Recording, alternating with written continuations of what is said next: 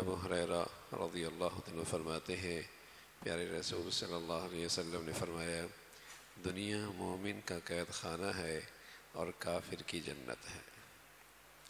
اللہ کے حبیب صلی اللہ علیہ وسلم ہے، آپ کا ارشاد ہے کہ دنیا مومن کا قید خانہ ہے اور کافر کی جنت ہے۔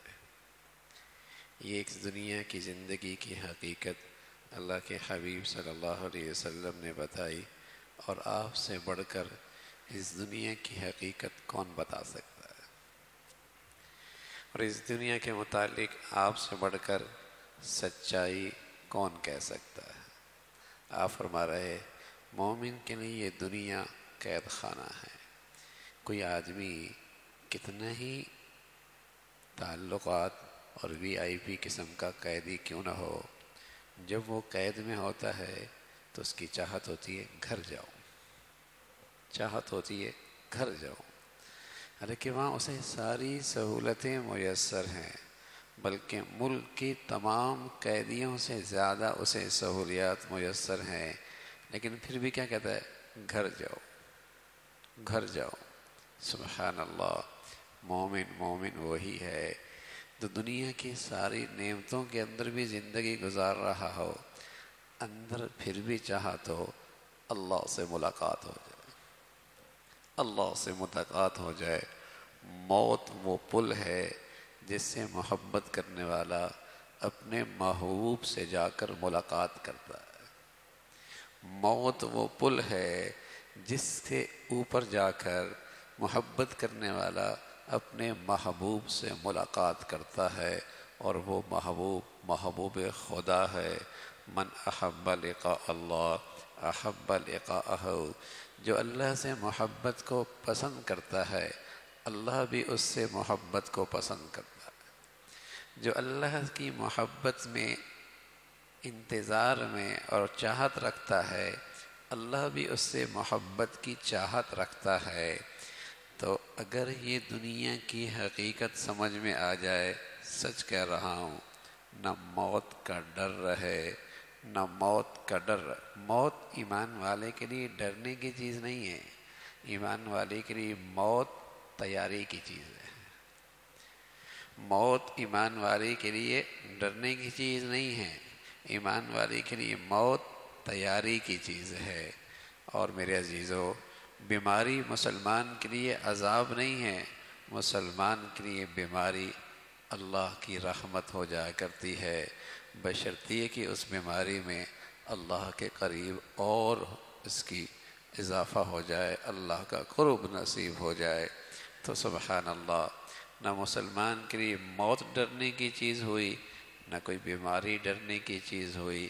یہ اس دنیا کی حقیقت سمجھ میں آ جائے تو آپ حکیم الامت تھانوی رحمۃ اللہ علیہ فرمایا کرتے تھے، میں قسم کھا کے کہتا ہوں مسلمان کا اس دنیا میں کوئی نقصان نہیں، ایمان والے کا اس دنیا میں کوئی نقصان نہیں۔ حضرت بیٹا مر جاتا ہے، بیٹی چلی جاتی ہے، کاروباری معاشی طور پہ نقصان ہو جاتا ہے، صحت کا مسئلہ ہو جاتا ہے۔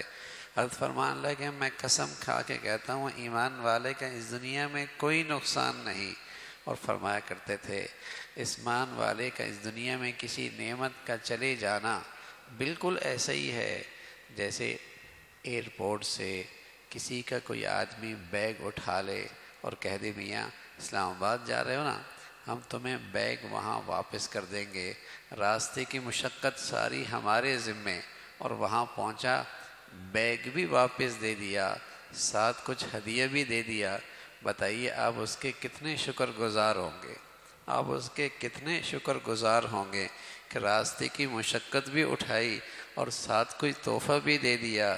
ایمان والے کا تو زندگی کے اس ایئرپورٹ پہ یہی حال ہوتا ہے، اللہ کچھ لیتا بھی ہے، کئی گنا بڑھا کے کل واپس کر دیں گے، کئی گنا بڑھا کر واپس کر دیں گے۔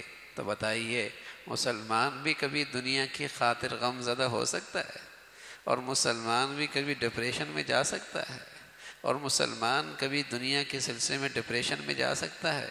نہ، مسلمان تو ہر وقت الحمدللہ اندر سے اطمینان اور خوشی میں رہتا ہے۔ لیکن شرط یہ ہے کہ اس دنیا کی حقیقت کو سمجھ پائے۔ اس دنیا کی حقیقت، اگر یہی دنیا کو زندگی سمجھ بیٹھا، اول آخر زندگی کا مقصد یہی زندگی ہی ہو گئی، پھر کوئی گارنٹی نہیں، پھر کسی حال میں یہ مطمئن اور خوشحال اور اطمینان سے نہیں رہ سکتا۔ تو اللہ کے نبی صلی اللہ علیہ وسلم نے ارشاد فرمایا کہ یہ دنیا مومن کا قید خانہ ہے، کافر کی جنت ہے۔ ایک تو یہ بات، اور دوسری بات یہ ہے کہ قید خانے کے بہرحال ضابطے ہوتے ہیں۔ ہاں، باہر نہیں نکل سکتا، ہر وقت باہر نہیں جا سکتا، ہر ایک سے نہیں مل سکتا، اپنی ہر چاہت نہیں پوری کر سکتا، کچھ ضابطے ہوتے ہیں۔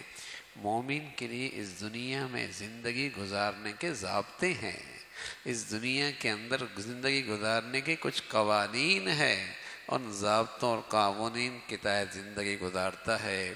اور کافر وہ حیوانیت کی زندگی گزارتا ہے، وہ اس دنیا میں کسی ضابطے کا پابند نہیں ہوتا، وہ بس اوقات جانوروں سے نیچے کی سطح کی زندگی گزارتا ہے، اس کے لیے یہ آزادی ہے۔ مومن کا تو ایک آزادی نہیں، ایک انسانیت کی بلندی کی زندگی ہے، اور وہ ایک ضابطوں کے تحت زندگی گزارتا ہے۔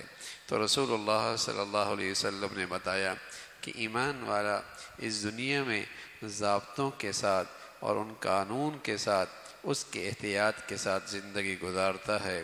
یہی ایمان والے کی اس دنیا کی حقیقت پہ نظر ہونے کی علامت ہے۔ اللہ رب العزت عمل کی توفیق نصیب فرمائے۔